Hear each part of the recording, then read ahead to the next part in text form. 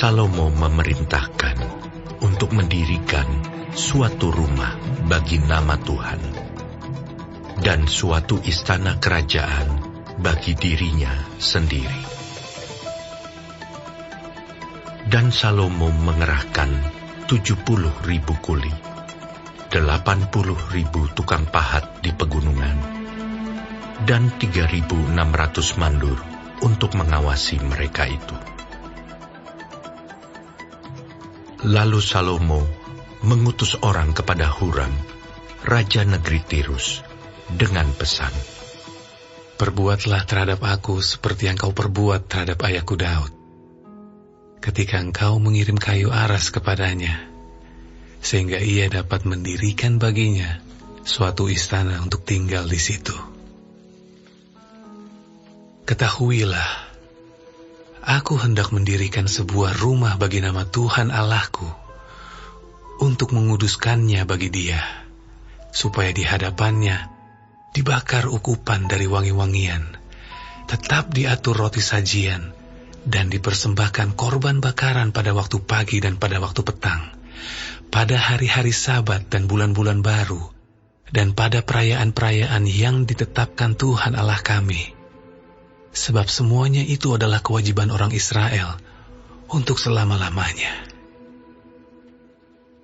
Dan rumah yang hendak kudirikan itu harus besar, sebab Allah kami lebih besar dari segala Allah. Tetapi siapa yang mampu mendirikan suatu rumah bagi Dia, sedangkan langit, bahkan langit yang mengatasi segala langit pun tidak dapat memuat Dia? Dan siapakah aku ini, sehingga aku hendak mendirikan suatu rumah bagi Dia, kecuali sebagai tempat untuk membakar korban di hadapannya? Maka sekarang, kirimlah kepadaku seorang yang ahli mengerjakan emas, perak, tembaga, besi, kain ungu muda, kain kirmizi, kain ungu tua, dan yang juga pandai membuat ukiran, untuk membantu para ahli yang ada padaku di Yehuda dan di Yerusalem, yang telah ditunjuk ayahku, Daud. Kirim juga kepadaku kayu aras, sanobar, dan cendana dari gunung Libanon, sebab aku tahu bahwa hamba-hambamu pandai menebang pohon dari Libanon. Dalam pada itu, hamba-hambaku akan membantu hamba-hambamu untuk menyediakan bagiku sejumlah besar kayu, sebab rumah yang hendak kudirikan itu harus besar dan mentakjubkan.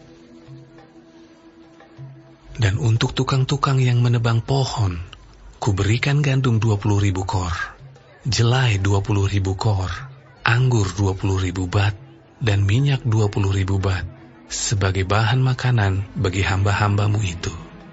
Dan Huram, raja negeri Tirus, mengirim surat balasan kepada Salomo yang berbunyi, "Karena Tuhan mengasihi umat-Nya, Ia telah mengangkat engkau menjadi raja atas mereka."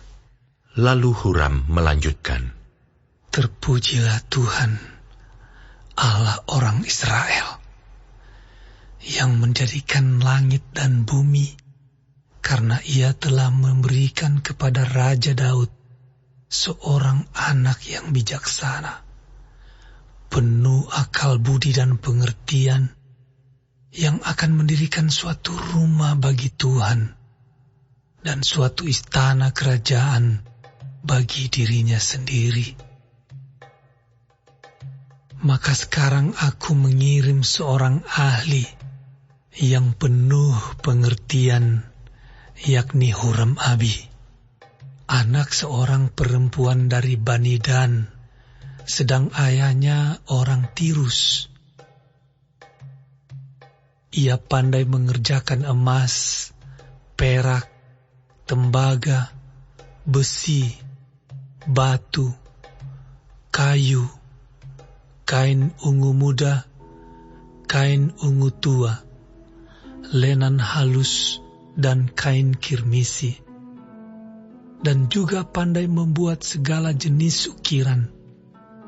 dan segala jenis rancangan yang ditugaskan kepadanya, dengan dibantu oleh ahli-ahlimu dan oleh ahli-ahli ayahmu, Tuanku Daud. Baiklah sekarang, Tuanku kirim kepada hamba-hamba Tuanku gandum dan jelai, minyak dan anggur yang telah Tuanku sebutkan itu.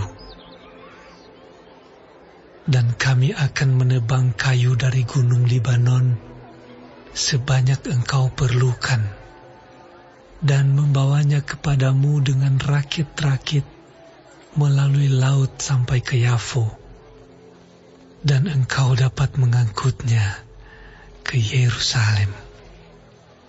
Lalu Salomo menghitung semua orang asing yang laki-laki yang ada di negeri Israel, sama seperti yang pernah dilakukan Daud ayahnya.